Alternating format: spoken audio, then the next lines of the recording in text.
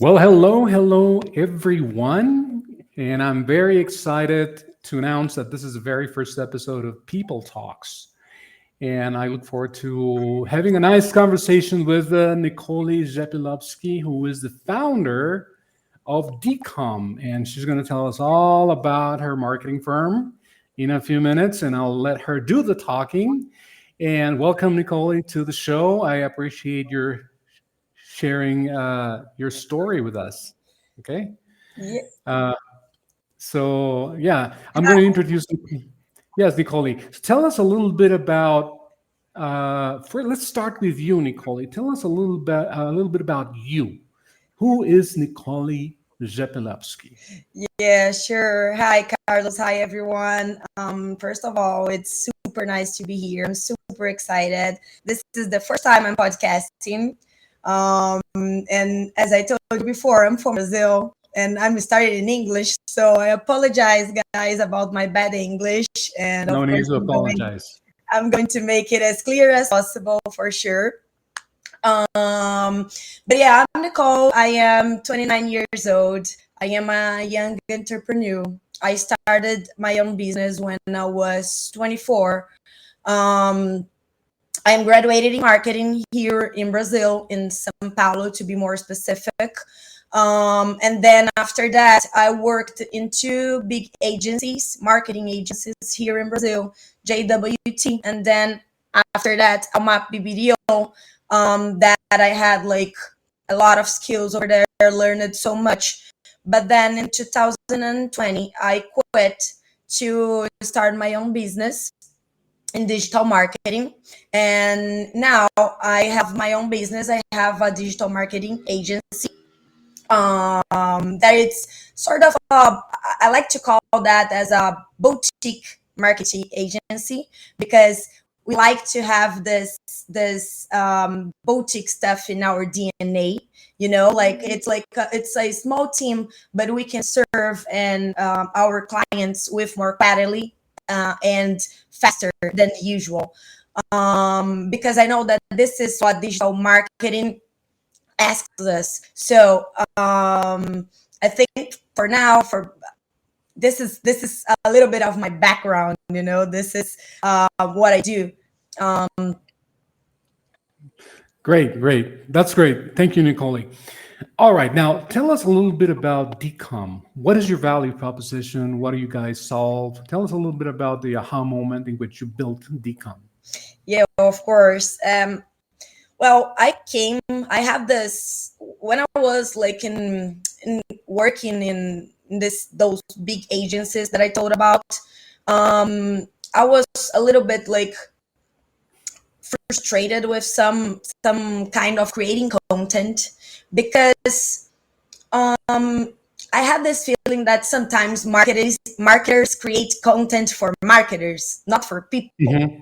Right. And today we know that we are living the era of getting identified, building connections through content. You know, like when I was working in these big agencies, I was frustrated because I felt that our content was not like connecting in digital specifically, you know. And I would like to have like more experience to deliver these experiences, this connection experience in a faster way, you know. So this, when I started DCOM, my purpose of my DNA, it's like to deliver content, smart content, not only like content, usual content, you know, like shallow content, but smart content to people that identify themselves with the brand. You know, you need to be a little bit more assertive. When I say smart content, it's like you need to be assertive. You need to create this bound, this connection when you deliver content. It's not something shallow or something that it's hard to understand, because sometimes for us that are involved in the project, we know what we want to meant with that campaign or their advertisement, but we need to be sure that people that are receiving that content, they are understanding it, they are getting identified, or they identified because the product or the brand will solve a necessity of them. We need to make sure that somehow they won't skip it, because we are living in the society that people are like skipping. We can skip, we have this power of skip. So our main objective here is to create content, create advertisement that people want to stay, they want to watch more. This is the main challenge here in advertisement. Of course, I had this background that I learned so much. I mean, in these other experiences that I work for, but in Decon, I could create this own DNA that is made for deliver smart content in a faster way to the right target, and with the right objectives. Perfect. Thank you, Nicole, for sharing that such background at length about why you're here, right? So, Nicole, I want to jump into the topic, and because you mentioned some key elements here, you mentioned, you mentioned a few minutes ago that a lot of the marketing content out there is targeted at marketers and not at people, right? People meaning the audience, people meaning anyone who's human, who's a living, breathing human being, right? Yeah. So let's jump into the topic, because the topic that we agreed on for today is empathy driven marketing. To me, when I hear the word empathy, I think about precisely what you mentioned, which is the humans, the people, right? So everyone out there, the consumers, the marketers, everyone, before being consumers or marketers, we're all people. So let's focus on that part of building empathy in marketing. I think it's an exciting topic. So we're going to be talking about the importance of empathy in creating meaningful and authentic marketing strategies. So let's start there, Nicole. Let me ask you something. Why do you think this topic, empathy driven marketing, is relevant in today's day and age of so much technology, reach out, AI? So, why is this relevant? Why is it important? Let's start there, please. Yeah. First of all, I would like to emphasize that I'm truly not against technology. I think technology is amazing. I think nowadays, especially here in Brazil, I'm telling a little bit more about Brazil because I'm from here, and Mhm. I can tell about the culture a little bit. But I think here we are used to see technology as like the bad guy of the movie. Mhm. That for marketing, it's not. I mean, it can be like really good for us if you know how to use it, if you know how to use the platform. It can be really good because it can help you to do the executional part. It can help you with datas and dashboards and all of it. It can help you to drive your company, drive your business. In fact, technology is like amazing for us, and I think that AI and technology and human being is like the perfect match, because I can have like something um, automatic here that can help in the executional part, and human beings can bring like the brain of the strategy, can like Mhm. the driver and give all this emotional thoughts and way of see things. um, let me let me give you an example. If I do the if I ask to chat GPT, for example, I have like a client that is from skincare here in DCOM, and if I ask for chat GPT to give me 10 ideas of skincare content, chat GPT will bring me will it will it will give me 10 ideas, but Mhm. superficial ideas. It's not like Mhm. they will give me like superficial ideas that any other skincare brand can do it. But if I Mhm. ask ChatGPT, if I say to ChatGPT like what is the objective of the brand, their main target, the DNA of the brand, what is the purpose, the visual ID. If I get the details, if I share with the machine all the details of the brand, ChatGPT will deliver me content that is more assertive to my brand, and it's assertive to what I need. You know, Hmm. so technology, it's a helper if you know how to use it. But of course, you still need the emotional side. You need to give the coordinates. You know, you need to know your target. For example, you need to. I always say that sometimes we create some things and we need to watch what we create, because if we have this thing like, oh, I'm not having fun here, I want to skip, it's because somebody else or maybe your target will feel the same way. So you need Hmm. to want to consume the content that you produce, because if you don't, probably your customer won't as well. So I think that this empathy that we are talking about, it's because to work with marketing, you want to know human beings. You want to have this curiosity, this Hmm. thing that you want to know people, to know the details, to know the behavior, to know what they like to watch, what they like to do, to know why people are, I don't know, driving your product to go viral in TikTok or Instagram. If you put Hmm. like the hashtag of a brand, random brand, in TikTok, you have a lot of people showing a product or having, like, I don't know, some tutorial with a product.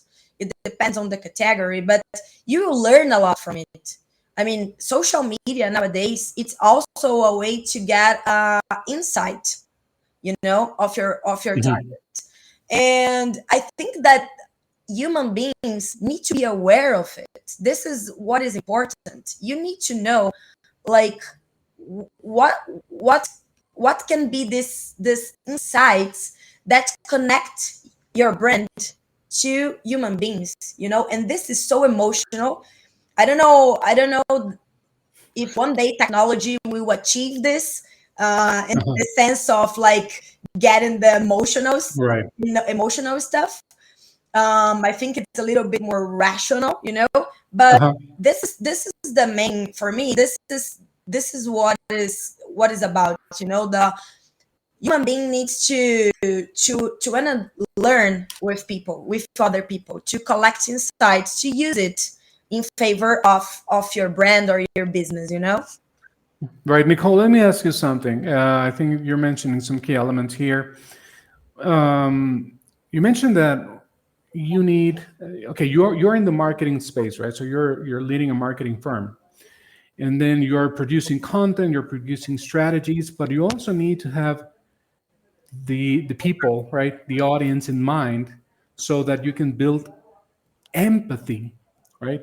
So number one, how do we do this? I mean, how do you think we can uh, become empathic towards the consumers, towards the people that either consume content or just participate, engage with in some way with your marketing campaigns?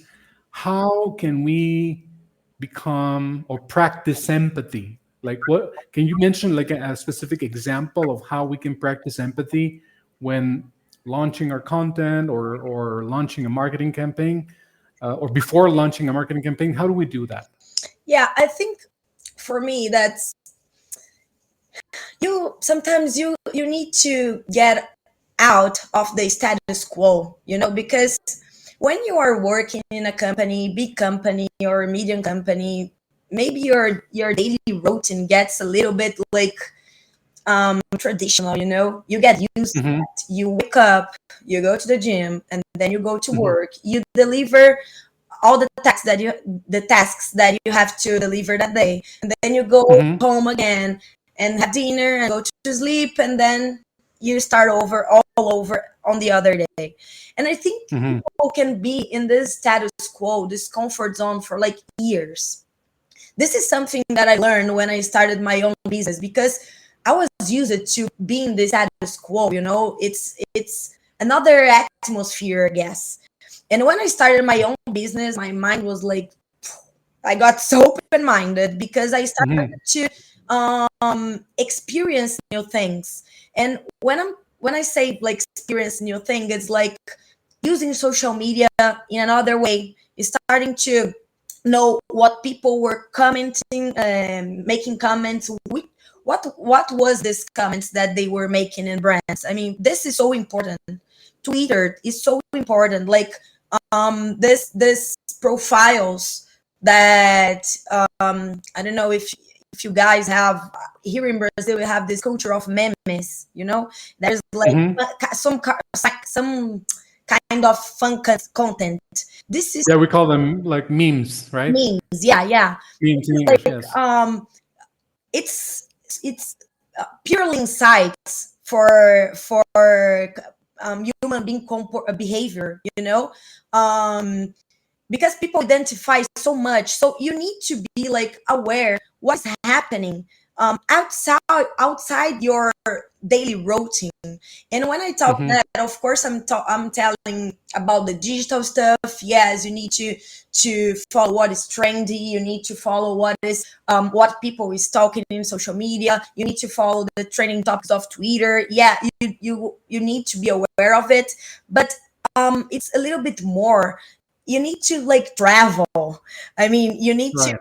visit another places. This is something that makes your mind blows, because when you are, for example, when you are in another country and you experience something else, like for example, I love to go to the supermarket when I'm in US or Europe, Hmm. because for me, we in supermarket there they have a lot of like thousand products that is so different from Brazil, and my mind Hmm. like blows because there is a lot of brands, a lot of different products, a lot of different categories. So traveling, it's some kind of way that you like go out of your comfort zone, go Hmm. And get to travel, know the have people, like, yeah, like it's another culture.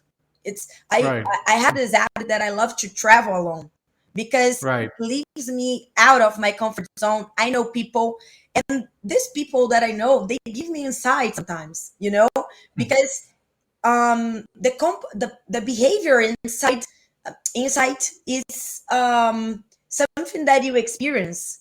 It's right next to you, is in conversations that you have in bars, for example. It can Hmm. be like it's something that your friend told you on the other day, Yeah. or it can be like in the content that you saw last week in Instagram. So Hmm. I think that we sometimes we get so stuck in this Fordism stuff, like Hmm. delivering all the same, doing all the same, that sometimes we forget like to to think outside the box. You Right, gotta right. do something that is different. I mean, today I accepted like, okay, you invited me to be here, and I said yes. I am super excited. It's the first time I do something. So when was Yeah, the last time you did something for the first time? You gotta yeah. exercise to do things for the first time, so you can have like it will give you like new experiences, and new experiences will give you creativity to create authentical stuff, authentical content in marketing. Right. Well, let me ask you something. You mentioned to try new different things, and in this day and age, this is the way I see it, and especially in marketing, there's a lot of technology that a lot of people are using, are relying on technology to design, craft, and launch marketing efforts and campaigns. Right. So, what I'm trying to think is, how can we do things differently when everybody's like doing similar things, or doing the same things? For example, do you think that there is an over reliance on technology in marketing? Like everyone's just relying on technology and everyone's doing the same things over and over again? And if so, what are the potential drawbacks in marketing? Yeah. I don't think there is. I'm gonna say to Brazil, right? But I don't think there is this over reliance that worries me. Something that worries me right now in this all of this technological stuff, AI, it's that people don't know how to use it. This is what worries me the most because Hmm. it's not like get you I can get in chat gpt and ask for something, but I'm not using that correctly. I need there is an intelligence behind it. You gotta train the algorithm of these machines to work to these machines works correctly for you, Hmm. to be assertive. I don't think that technology and this I don't think we get obsessed with this technology. I don't see that in marketing specifically, Hmm. because we are still like learning how to use it. But what worries me is that people still don't know how to use it. If you don't know how to use it, you're gonna do that in an incorrect way. You know, Hmm. this was the example that I gave about the skincare brand. Like I can go and chat GPT and ask for content. Chat GPT will give me 10 ideas, but it's shallow ideas. I need to know how to Hmm. use the prompt that will give me the assertive ideas.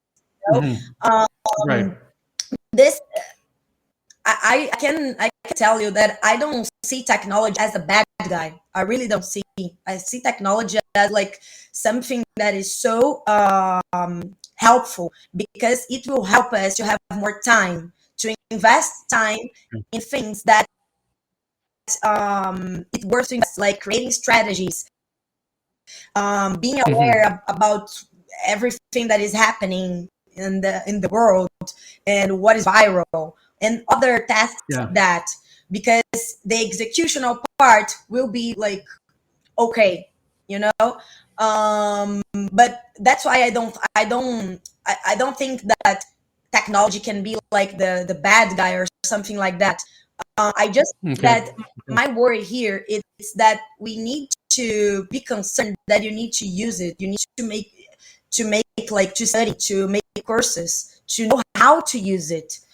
Because um, and this is something that I worry about, especially in Brazil, because here in Brazil we don't have like this super educational base, even for like basic stuff. You know, when I think about like uh, having this all of this technology and that people need to know how to use it here in Brazil, I think that we need like a planning project, to like train the Okay. people to know how to use it. This is Yeah. I think this is something to worry about, like the how to use it. 'Cause for me, people always saying that, oh, AI it's going to replace human being. I don't think like that. I think that human being will be replaced by other human being that know how to use the AI.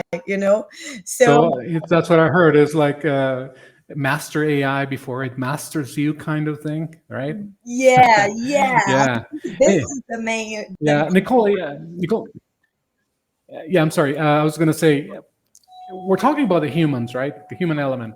So tell me a little bit about your opinion on what are the key factors that still require a human touch in marketing, regardless of technological advancements. What are some of the key elements that still need, hey, this is human, basically human?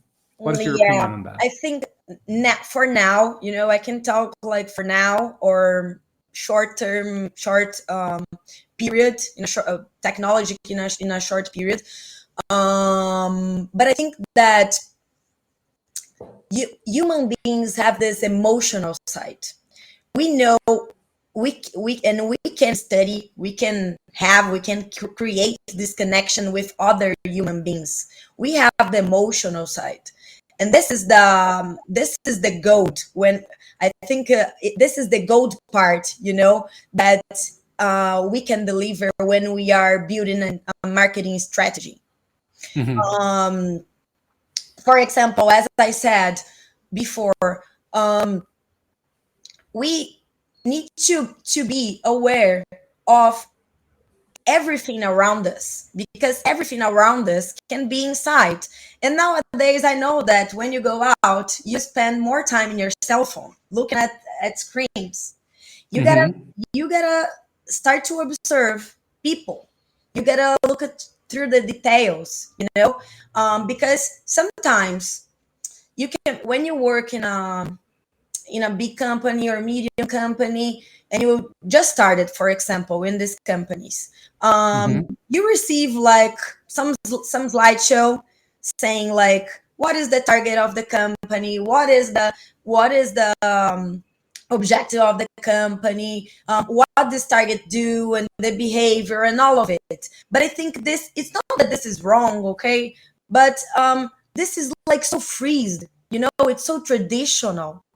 It's sort of, we are starting to put everyone in the same box, Hmm. like, and What, people what are do you different. what do you mean the same box, Nicole? Yeah, I mean, it's something that when we are working in marketing, we do this demographic um niche, like, okay, your target is 20 to 50 years old person, um um I don't know, likes to, their interest is like in football, and Hmm. to go out on the weekends, and they are in Instagram. I think that when I start to do things like that, like to put everyone in the same box,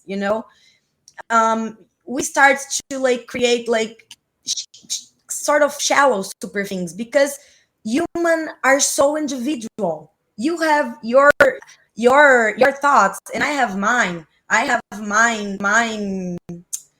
kind of thinking, and you have yours. Hmm. We identify on social media with different stuff. That's why I'm saying that human being can be um, aware of the details. We can like think, we can like create strategies. It's not like machines. We can think, we have this emotional side. I can look to someone and see their behavior, and see their this is their routine. This is something that she likes, but it can be totally different to the other person. Um we need to start to use these details and this behavioring, to like connect with people. you know Right. we have Hmm. this, it's some kind. You need to be curious enough in marketing to You have to be um, what? I'm sorry. you need to be curious, Oh, curious curious. Okay, enough, yeah, got you. Yeah, got curious you. Uh-huh. enough to like to observe people, to Okay, know I see. people, to understand Right. people a little bit better than put everyone in the same box. Because brands sometimes have these ideas of, oh, okay, this is my target, this is a man, this is not wrong, this is not Hmm. wrong, but I think that that is a lot of opportunity that can identify. I'm Right. going to give you an example of, Burger King did. I love advertising from Burger King, and a few months ago, they was communicating a sale for short people. That short people, if they appear in some Burger King, they will have like, they can have like free hamburgers. Hmm. And it was super nice, because they it got viral, because people started to share, because everyone has like a short friend or a short person in the family, and it got so viral here in Brazil. And it's this I'm talking about, it's the details, that even that they were not talking with the whole public that they have, the whole target that they have. they Hmm. they were talking with a specific niche. and that niche get identified, you know. Right. So this is the for me, this is the key, you know. Of course you have your target company, of course you can have like that main characters, you know. Right. But you gotta also be aware of this small opportunities that get That's- into big opportunities if got viral, Absolutely. you know. Absolutely. Yeah. Nicole, we're coming up on time and we need to wrap up, unfortunately. I mean, time flies when you're having fun. Yeah. So let me just really quick, if you can share with the audience one more thing is what advice would you give to companies that want to maintain authenticity while scaling their marketing efforts with technology? And I'm talking about human authenticity, or however you interpret the term, but authenticity while scaling their marketing efforts with technology. What advice would you give these companies? Yeah, I mean, I think there's two. One of them is like never stop studying, never stop studying, because especially start to study even more how to use technology and AI. Okay, I think Hmm. this is the first one, and the second one, it's like try to when you see you are getting in the comfort zone, try to like force in a good way to go out of this comfort zone, okay. And skip this traditional process that sometimes your company or the company that you work for created. Sometimes we need to break the rules, you know, to Hmm. to go viral or to test something that is different. And I'm not talking only about like your life inside the company, but even in your personal life. Get Hmm. risky in something that is out of your comfortable zone. Say more yes than no. Accept more things than say no, because then you will have more experience more things, because this will give you like insights for you to create more and be more authentic. Knowing people Right. will give you power. Right. Great. Well, Nicole, it's been a pleasure to chat with you today. And for those who are watching, you can reach out to Nicole's company right there at the bottom. It's Follow decom.digital. us. And, and yeah, absolutely. And then, of course, if you want to email Nicole, you can find her email also down below in the bottom. So Nikolia Zepilovsky at decom.digital. So that being said, and of course you can also follow Decom on Instagram. It's right there on the handle below. So Nicole, it's been a pleasure. I want to really thank you for having been with us on this first episode of People Talks, and again, well, hopefully we'll see you sometime soon again on the show. And thank you so much for Thank you your so time much, and having. Carlos. It was super nice. I love that. I love to participate this and join you in this conversation. It was super fun. Thank you so much, Nicole. And folks, oh, but one quick announcement. Please stay tuned because pretty in about a day or two, we're going to have this show right here on the PeopleBound website, which is peoplebound.co. I'm sorry, let me correct that because there's an M. There's no M on PeopleBound. It's just co. And then at just sorry about that, folks. Technology is mischievous sometimes. There it is, right? Peoplebound.co/podcast. So keep an eye on that address, save it, bookmark it, and you'll find all the upcoming episodes of People Talks right here on this address. That being said, Nicole, again, thank you so much Thank and see you next time.